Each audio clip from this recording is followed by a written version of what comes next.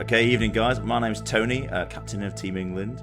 Joined tonight by my good friends Chris and Adam. Evening guys. Hello, how you doing? Hi Tony, how you doing? Not bad. It's our first foray into the world of 40k podcasts, and if you haven't already clocked, this is the Lion's Den podcast. Myself and Chris and Adam are going to be talking about all sorts of things relating to Team England, our 40k team, and generally our progress through the year. We're aiming to come back at you guys kind of roughly once every fortnight, and we're going to be covering a big range of topics from the team and how the team's developing, our practices and what we've found out, as well as whatever crops up at tournaments, whatever crazy FAQs and balance their slates. Really. Well, whatever Games Workshop throws out, isn't it? You know, no oath of the moment, reroll wounds, curse you Games Workshop, etc., etc. We'll see. I think this is a very sensible group. I think you'll find. So I've already mentioned you got myself this year's 40k captain for Team England. We're joined by one of our vice captains this year, Chris Kinnear. Yeah, vice captain, very very new to the scene as well. And sort of it's all come on quite fast. I suppose I'll give myself a bit of introduction now, Tony. So myself, I've only been playing 3 years probably. Start of 9th edition. I was one of the. He's a baby. Just smashing TTS. I was just, if you like, that's my number one tip. Anyone want to get on Team England? Just play as much as you can, because there's nothing better than just repetition and just more practice. So for me, before Warhammer, I was just dossing around really. Just playing all sorts of games. Just dossing around. This is a great bio. Chris was a random man on the street that nobody'd just heard a random of. dosser. Then one day he walked into his local Curry's, started playing TTS, didn't even buy the laptop, he just played it on the counter, and suddenly... Well, I was telling you the other day, Tony, wasn't I? My first games of Warhammer ended up was in like the Chester Warhammer 40k store. Which it's a nice store. It's very small and it's just. Podcast interesting fact number one. That's also the 40k store that got me into the hobby. So there you go. There you go. Stars align. That's what it is. Yeah, the Chester store is lovely. It's a lovely little store run by Paul. He's a very nice man. Paul was. But yeah, that was me, and it was It used to be right down on the far end, but. Less of that. I was a far end 40k store when it was back. It wasn't cool and it was on the outskirts, and all the nerds went there because it wasn't scary. Those were the days. Well, they have to. They used to do like evenings there, and they had to end up stop doing them because drunk people would just walk past and just be like, "Oh, you nerds!" Imagine in the middle of a city, these all just drunk people walking past at like 9 o'clock, and they're just pissed, and it's just like. Oh, this is the last thing you want, because they would literally just walk into the store and be like, "What's this?" Go on then, Adam. Can you beat that? What's my... perhaps not for hijinks, but maybe, let's see. So I'm also a lockdown baby entrant to 40k. So I just started just as COVID was hitting, which was a fantastic time to start what is quite a social game, isn't it? So my story is I painted up my first Space Marines army because I thought that was cool. And I met this guy who I didn't know from anybody, called Matt Robertson. And I'd probably played 3 or 4 games. I know, who's he? I played probably 3 or 4 games of Warhammer ever. And he said, "Come round my house. A few of my mates are having a few casual games of 40k. It'll be fun." And I thought nothing of that. And so I think it's my 5th ever game of 40k was against Tony Chu, Team England captain, just coming off a World Championship win, and he took no mercy on me at all. And I'd probably I don't think I've ever been crushed so hard in all my life. And then my second game was against Nathan Roberts, who was also a pretty good player, and I got completely curb stomped. And I said to Matt at the end of that gaming session, that was a lot harder and a lot less fun than I thought it was going to be. I don't understand why it was so hard. I find that so funny. And then he explained to me, it was a Team England practice session. I was like, "Oh, right." I'm saying nothing during this story, by the way, because Rob was like, one of the guys in the club, he's quite good, actually. You should give him a game. I was like, I'll bring my game list. Let's go. Bam, bam, I think we were running kind of like this Eldar list, which you couldn't shoot, couldn't charge, and wouldn't die. So, yeah. Fun times. Fun times. Everybody's got an Eldar shadow in their cupboard from somewhere. Well, just anyone who plays Eldar, just get in the bin. I just hate you. bring it back round to me. I mean, because Captain Big Man, it's all about me, isn't it? I think I've been playing longer than both of you combined then, sadly, which is ever since the good old days of the Chester store at the wrong end of the town centre. And I have played 40k in virtually all of the editions that it's been, bar not really first. I was a second edition young man. And I've been on the WTC team now this is my 10th year of this. Absolute crap show. And it's the reason that the guys are involved. I think that the most people who get involved in the team stuff will say that is because Team 40k is a really fun way to play 40k. If you are listening to this and you've never played 40k in that format before, playing the singles events is great, and coming out and winning a singles trophy or event, whether it's a 1-day RTT, a 2-day event, a big GT, could be really rewarding. But the team events are the ones that make you want to come back again and again, because it's just a whole different facet of how you build your list, how you play your list, how you scrape for points. So I think that's how I got into 40k, was the singles events, but going to it with my mates, going with groups of 5 or 6 guys, going and seeing how we did, and trying to qualify for way back when Games Workshop didn't do as much, and they did there was the independent UK tournament circuit, and you could do that and try and get through the heats to a final. And then I remember seeing that meme, you guys must have seen it, of a guy who white scarred deployed his bikes along the army and killed a Tau player at deployment. Oh yeah, the guy that's the biggest cheesy grin with a thumbs up. And I was like, what the WTC, what was this? And I was determined, and then I found that out, and I found the then captain Josh Roberts, and just bothered him and nagged him until I got on the team, and I've never fallen out of it. And never that brings left us, that's where it is, and that brings us to present day. So where we're at now is we are on the back end of the summer WTC. So the WTC last year, this year, and next year is going to be held in Mechelen in Belgium. The WTC is traditionally, but they are moving after that, though, aren't they? Yeah, so traditionally it's Where's it going? To be decided. So it's an event that used to, with a wider selection of other games, but a big system. 40k lived in this family of tournaments and used to bounce from nation to nation. And the reason that 40k split from that wider tournament, where they had Age of Sigmar, they had Flames of War, they had Infinity, they had all sorts. The problem was that every year going to a new nation meant that you got a team that went, this is how much it's going to cost, and then it was often not that much. It was more expensive. There was this thing they hadn't factored in. There was this tax. There was this cost. And every year it was a bit of a nightmare, and there's something went wrong, and the venue wasn't great. Whether it was no air conditioning in a literal oven shed in Prague, or whether it was a Greek arena from the Olympics that literally had no running water and no toilets, like the stuff like that, you go, that's not great. So when the 40k group split, it came with a lot of organisation from the 3 guys at the top there. So Neil Kerr, Tom Adriani, Isaac, who went away, put a load of time, effort and money in making it stay. Lockdown gave us a pause, and then after lockdown it's come out as the WTC, formerly the ETC, and that's where we're at now. We're in Belgium for the final time for 2024, and then it'll be travelling around again, probably I would suggest in some countries close to Belgium, so that they can stick all the tournament terrain they own in a van and drive it to the next location. Yeah, I think France have probably got the best shot from the all other nations. I do believe after the first one they were planning to before they went into Belgium was going to be in Austria, and they had an amazing venue set up, like this lovely hotel in the middle of nowhere where they do big beer festivals, and they had, honestly, it looked amazing. So is it worth us talking about what we each did at WTC this year? Yes. Go on then, Adam. You leap in first. I can have a break. Oh, that's fine.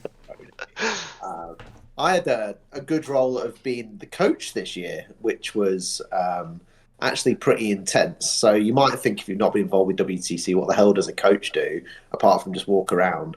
And to a certain extent, I did just walk around, didn't I, Tony? If you kind of watch any of the War Games live stream, I was the guy with a clipboard going around talking to people. But the role was a lot making notes, talking to people, telling people off. But my role, I guess, pre-event was to help the selected 8 team members practice, play games in TTS, play games in person, help refine the lists, act as devil's advocates, all that kind of jazz, which was a lot of fun. In addition, part of my role as well was to help develop some of the pairings matrix theory from a mathematical perspective, which was, if people want to really geek out, we could talk about that, but maybe not on the first podcast.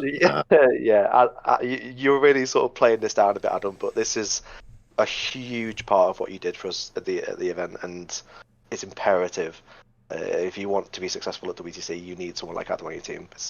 It's just a non-starter otherwise. Let's talk about you, Chris. What did you do at the Summers WTC? I played games. I rolled dice and got really angry because my dice didn't work. What did you play, Chris? So I played CSM, and I now hate obliterators. Now after the event, it was good. So yeah, my first year at WTC, it was a real big learning experience. I went into it, I was super confident. I had like a solid list. There was, I mean, we can talk about this now. I should have took the Terminators, like 100%. I should have took the Terminators. It would have given us more options. Hold. We're going to talk about that another day. That is a secret tidbit. Because if we peel back the little plaster that is just holding together Chris's sanity about should he have taken the Terminators. We can definitely do a summer reflection with some of our previous WTC players, like. Okay, should we reverse back? Should we start the section? Nassim and is no, keep that in. It's staying in. It's not getting edited out. Nassim's got to come and tell us about why he didn't take Proteus Kill Teams because he thought he knew better. So don't you worry. Well, that is that. But okay. you had a great first event, Chris. You really enjoyed it. Yeah, it was good. I absolutely loved it. It was just a lot of what I was missing. I mean, what I didn't touch on beforehand in my introduction was that my background is competitive, like esports. So I play Call of Duty, and I just needed not just edge again. A hobo that walked into the setup. No, I played for, like, if anyone's familiar with esports in general, they'll know of Team Dignitas. So I played for Team Dignitas for 5-6 years. I was a captain there. Anyway, WTC. I had a great first event. We were, honestly, I think I said it a few times behind closed doors. We were not far off winning this year. Like, even though, where did we end up? 5th. Once we had again, 2 top 5 first games. England, yeah, and that brings me around to. So this year I was co-captain last year. I'm captain on my own for my sins this year, which means I'll be overseeing most of the decision making about how we're going to get there and the things we do this year. I didn't play last year because of work-life balance and family life as well. I didn't think I could commit to the time and effort that I think goes into the playing role to get a playing role for Team England. So generally, if you don't know, again, the format, the team, depending on who's captain, will be picked at certain times. Last year we picked it by Christmas so we could have more lead time into the event, knowing there was going to probably be an edition change, which there was. So when that came, we had 8 players and the coaching team behind it. And the WTC team for England is 8 players, which every team has. But most teams bring 1 or 2 coaches at the most. We brought 6 with us in the end, which then let us have a nice group of people to practice with, bounce ideas off, and because it was a new edition from 9th to 10th, we had literally a month between the edition change to go, we need to find the best 8 armies that we think we can get. We did bring the right 8 factions. Maybe we didn't quite bring the best 8 armies, but we were pretty close. We were happy with the players on the list that we had. The summer at WTC, we did really well. We were only beaten by the eventual winners, Poland, in the final round. And we went in with the hashtag that was been bounded around WTC prior was hashtag anyone but England. You know, we were going no one but England as our counter hashtag. But it was a really, I think, good way to see how well we did, that nobody really commented on that post-event when we're the only team we lost to Poland. And the other teams, USA, we drew with Spain, we drew with, like, they were holding on for those draws in those rounds. So we should have won winning draws. We were winning draws. So. Yeah, and so again, if you're not familiar with the WTC format, you play 8 games across your team. Each game gets a score out of your 100 Games Workshop that is using a differential system. So for every 5 points gives you +1 on the differential. So if you are, equal score with your opponent, it's a 10-10 split of a 20-point score. If you absolutely smash them, by 50, 60 points more, then it's a 20-0, and then it's a gradient in between of 20-0, 19-1, 18-2, 17-3. You get the idea. So that your team needs to get 86 points across the 8 games. And that sounds so easy to get. It just isn't. WTC have a really interesting setup where they've got their own terrain and their own maps, and they're very good at creating maps that make the game quite thought-provoking, maybe in a different way to anybody who's been to a UKTC event, or maybe your local RTT. They've got very heavy terrain, I think would say is the difference, and they've got lots of little nooks and crannies for you to hide units, and they've got different missions that will be tilted on the head because you get a certain map, so it works really well. And I thought that if I reflect back on it, I think the team was probably, we just needed a couple of little tweaks in our preparation and in our list prep that I think, with the addition staying the same, we'll probably get really close next year. And then obviously it is ultimately a game of luck. You can line up all the toy soldiers in the world, but your obliterators might just not do any damage. Aren't they, Chris? Yeah. Scarring as that might be. So, if I'm PTSD, if I ever see another Custodians player again in my life, it'll be too soon, you know. I mean, every time I walked past, that man was passing 4+, and you were having a little tears. So that was on stream as well.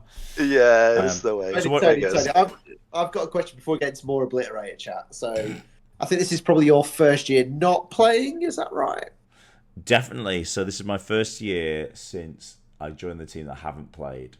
And I think that was, again, I think that was right at the time when I said, look, I don't think I could put the time in. And I think we'll see. We'll see for this year. I think the way we're doing it is I like the team to be as fair and as open as possible. So I won't play again this year if I don't think I'm good enough.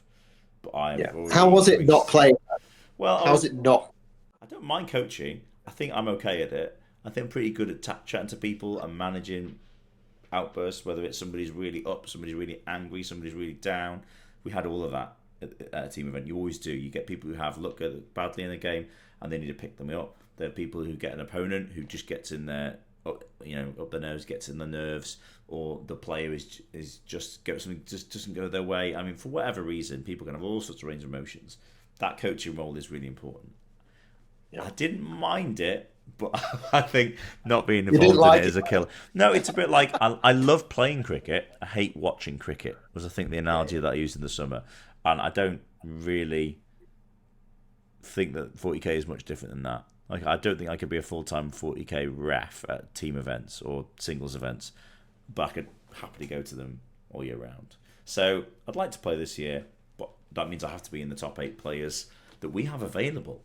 And big game on. There is a big selection of players who've applied following our summer performance. I feel like WTC did a really good job this year of really starting to push their social media presence and getting their message out about, look at us, we're a big team event, we play the game at the top end of competitive 40k.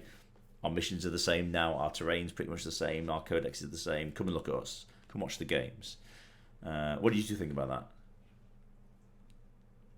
I completely agree. Yeah. Go on, what made a really big difference this year, I think, was having Joe from War Games Live over. I definitely kind of, having gone the previous year and having gone this year, just the level of interest, the number of messages, the amount of kind of contact I got personally and how other members of the team got was just 2 or 3 times the level of previously. And I think that's just going to grow. I think that's staying at home last year, Adam. Not this year, just gone the year before. Actually, I wasn't there. Was just getting involved in the team around that point, I think.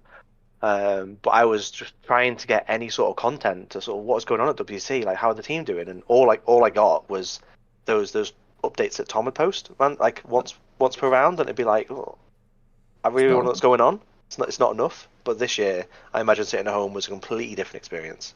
And I think that's just going to grow. I genuinely do, and I think it's, particularly in the UK, it's different. We can perhaps even talk about different countries and how they approach it. But in the UK, the UKTC now has a number of team events. There's a number of other TOs starting team events. I think it's going to build momentum, and you see all the time. You've got various people launching their own teams. You've got like the 6++ guys. You've got the Tri-Hide Warming guys. You've got the Mind Goblins guys. There's loads of people really giving it a proper shot in terms of not necessarily committing the whole 40k careers to teams, but where their heart and soul is and what they enjoy most is team events, and I think that's great. Obviously, singles is always going to be big, isn't it? But I think in the UK, we're just going to see. Maybe this is wishful thinking, guys. We appreciate your thoughts, but I really do think we're going to get more of a team scene as things grow, and I think that has to be down to the work done by the TOs, but also what we saw from Joe. Yeah, I mean the hunger's definitely there. I mean, if you go and try and buy tickets for sort of Zach's events now, you can buy tickets for the singles, but the ITT sold out months ago. This is Zach Becker, the guy who owns and runs the UKTC events. If you don't know, Yes. Yeah, and I think part of it. I think I genuinely, I talk from my own personal experience. I think part of it is the game can be wonky at times, and sometimes singles isn't fun. However, teams is always fun because if there's one dominant army or the rules are a bit skew-if, you can still have a really great time at a decent team event because you can just pair and play proper games. That's what I love about it anyway. It just gives you the opportunity to have fun no matter how crazy things are with the game. I think we'll be interested to see in the next, I would say, 24 to 36 months where it goes, because other nations already do. Like, some nations have their whole tournament set up as WTC based, and singles events are the minority and team events are the majority. So the scope is growing in the UK to do team events. I think where initially they were harder was because if you did an independent team event, you weren't on a bigger scale. People drop out of team events, people let you down, teams have to drop out, managing your refunds, all that kind of level. You need to go big and draw in the big crowd so that, you'll still get some dropouts. You'll still get somebody couldn't make it, so that team can't play. But you can absorb that a little bit more easily. And there's also the other facet of it where you've got guys like the Ignite team that would love to make it a bit of a 40k esports style franchise system. Do you know what I mean? And have different teams around the country, different groups of guys based in those teams, and make it a bit more of a actual real 40k focus, which is a really exciting thing to be involved in. And I hope that if I'm still around and doing that, then Team England could be one of those factions to step in. I think that'd be a great place for us to be.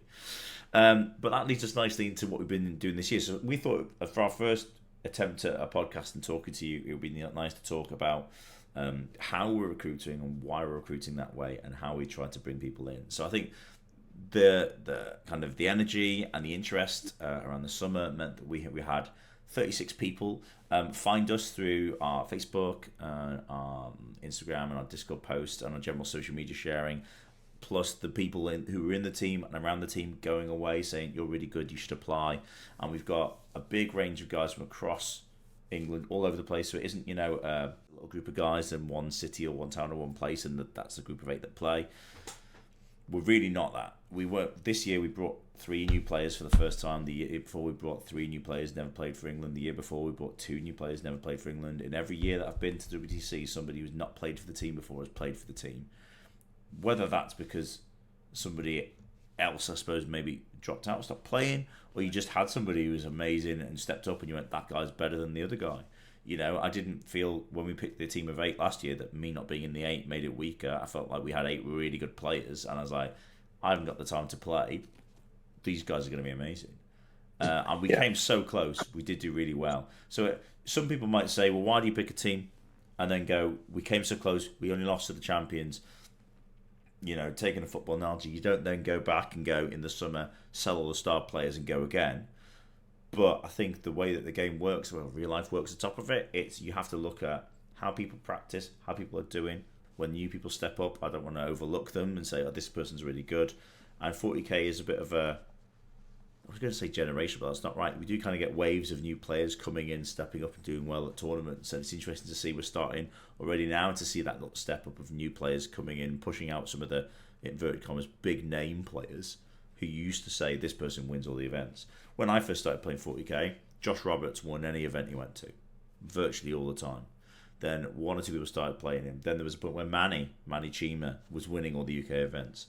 And now he doesn't quite manage that, and there's a whole range. There was a point where Malik, Rubio, I'm not sure if he is one of the Ignite guys, but he was another player who went. I'm not sure what Malik's up to. No, he's still he's semi-retired, is what semi-retired, but dies down. But there was a point where he was Mr. UK, and he won any event he went to, and you just went through this little phase, didn't you? And I think like now, whether that's the game or that's the meta, it's no one player is kind of just beating everybody else out. I think the game's in a much better place, and we've got much better quality of players.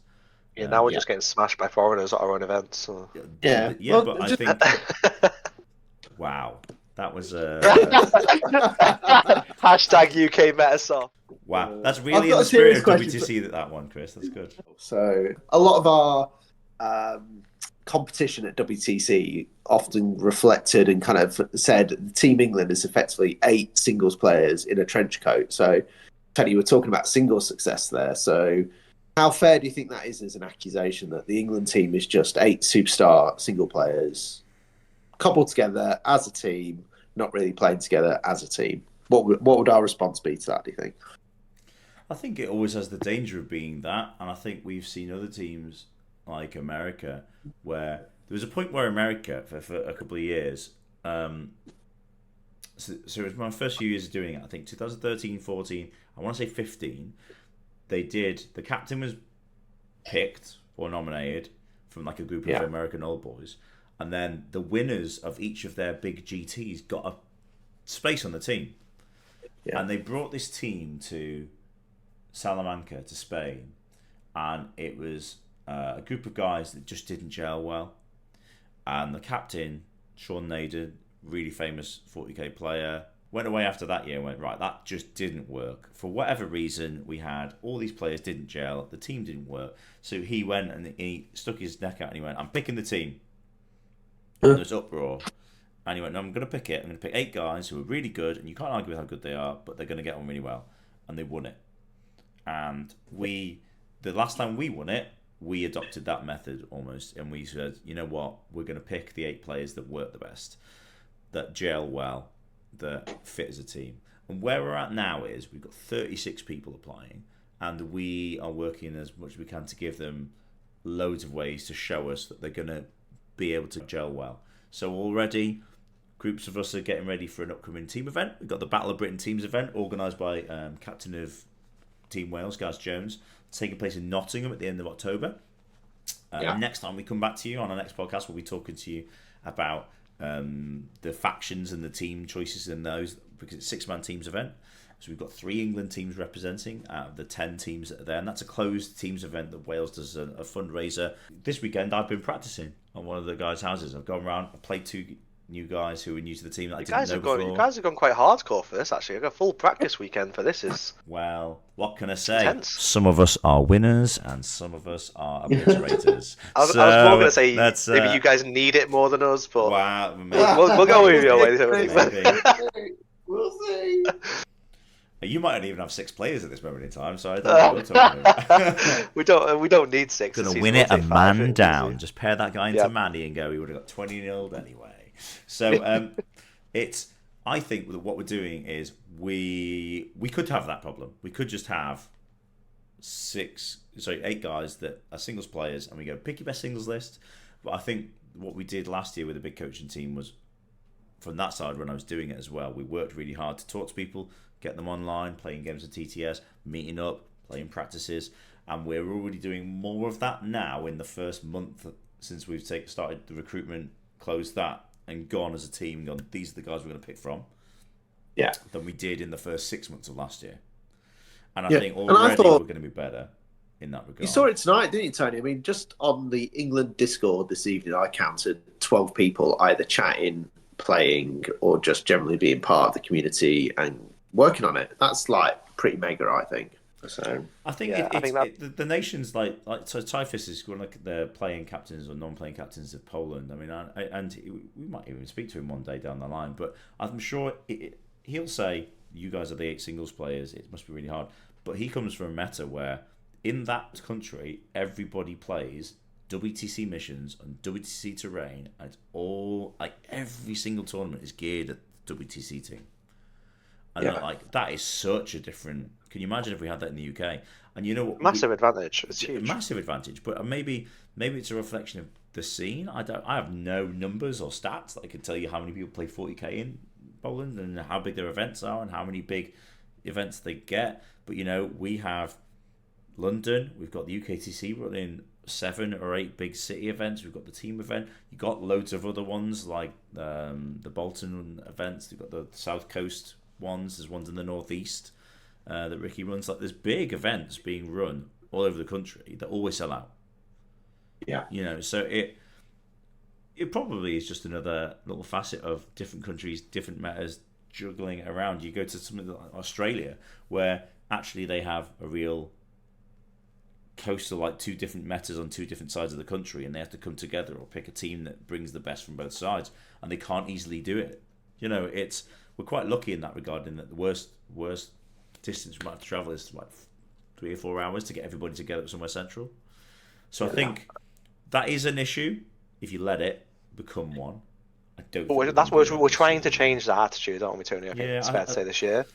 And if you are interested in getting involved in Team England, we are going to be doing some practices, some open events. We have our Discord, which will be linked from wherever you found this podcast. And just come along, have a look and see what we're doing. If you see us at events wearing our Team England shirts, bearing the logo that is in front of your face right now, come and have a chat to us. That is not a problem, and we'll happily talk to you about how you can get involved in Team England for the future. I think it's really exciting. We've got some stuff coming up in terms of we're going to be looking at doing some, hopefully some actual in real life events with some other European nations over the coming for the next 5 or 6 months, as well as some TTS ones, which we'll feed back to you guys on, and we'll bring some lists, and we'll bring some army styles, and maybe some greater thought and depth about how you build a teams list differently to a singles list, and how you might approach that slightly differently. It's all the stuff I think that I find really interesting, because I don't necessarily love building the most fun smash face singles list, but I love building a team list that is a bit of a skew. Teams list are so much fun. I had a lot of fun last year, so I think a big reason I got on the team last year was my ability to build lists to counter other factions that were bogeymen at the time, should they say. So I think for example, what was it, Home Nations last year? I went to the event. I was already on the team at this point, but I'd made a list with the Necrons, and it was like, cool. Guard are ridiculous at the minute. You put them on the table, they'll just kill anything. But I made a very specific Necron list that caught pretty much every single Guard player out. And every time, so out of the 5, it is just 8-man teams as well. So out of 5 rounds, I played Guard 4 times out of 5, which is it was silly. But I knew it was going to happen. Like every time, it was like, cool, Guard would go down first defender, and it'd be like, right here, have Tzeentch Demons, which they just didn't want to play because of free up invulns on all the shooting, blah blah blah, can't shoot some things. Or have Necrons, which historically they've gone, oh yeah, we'll smash Necrons, it's not a problem, we'll take Necrons. And I won every single game, like by a large margin as well, just purely because of the fact that I had a problem and I found a solution to that problem, and that is 99% of teams. But yeah, that's a massive enjoyment for me, is just building these crazy lists. And we're back on the Necron chain a bit now. We'll go into that another time, but I've got some ideas. Necrons aren't dead. Don't believe him, ladies and gentlemen. He says he's not Necrons, but he really loves chaos. He did the same thing last year. Yeah, I'm taking chaos. I am just taking chaos. Yeah, he told us in the team chat that he was Mr. Necron, and then he came us with his Abaddon list, going, Abaddon's a boss. Oh yeah, this is so good. Blah blah blah blah blah. And how about you, Adam? What do you want to do this year? Are you hoping to play? Are you hoping to coach? What's the goal? I'd love to play, but we'll see how it goes. I think it's extremely competitive this year, isn't it? So we'll see. I think for those who are kind of on the edge and thinking, I don't think I'm going to ever make the 8, what I would be saying is get involved, because the really great thing about this community now is, what I've got out of it really is, it's really up my game being around all the team players, all the coaches, all the chats. It's something quite special, I think, just to be part of the list developments, the idea generation that kind of Chris was talking about, and also just the ability to play some of these players. That's what it's all about. And you've seen that in the UK scene more generally. The game is just stepping up and up and up. And it's just great to be part of that, isn't it? So I think our goal has to be, and our single mindset has to be, how do we get the 8 best players and the best coaching staff to that event and win it for England next year? That's what it's all got to be about. Beautiful. Brings a tear to my eye. Aww. Inspiring. A little bit cheesy. Well, let's do it, Tony. Let's go and get it. Do you know what? I think on that point, I'm going to say we're pretty much done, ladies and gentlemen. Ooh. Indeed. Beautiful. So we'll be back with you, hopefully, in 2 weeks' time, where we'll be bringing with you bringing to you, our Battle of Britain team choices. Myself and Chris are team captains for the two of the England teams, and we might even rope in the already previously alluded Matt Robertson, aka Bringer of Adam, into 40k. Yeah, that's right. Oh, I've got a bone to pick with Robbo here. Can I just tell everyone what Robbo's done this event? Oh, I'm just going to put it. So no. You can save it. You can save that tidbit. That controversy. He's a naughty man. Let's just put it that way. We'll find out later, Chris. And you know what? I think it's just fine, and I'd have done the same thing. So, if you're interested in finding out what really winds up Chris, and is really naughty, and is not really as naughty as you think, then come back and join us in 2 weeks' time. And in the meantime, you can find us on YouTube, you can find us on Facebook, and you can find us on Discord, and all of those good links are included below. And at that point, it's good night from me. Good night, everyone. Good night, Bye. everybody. Bye. Bye.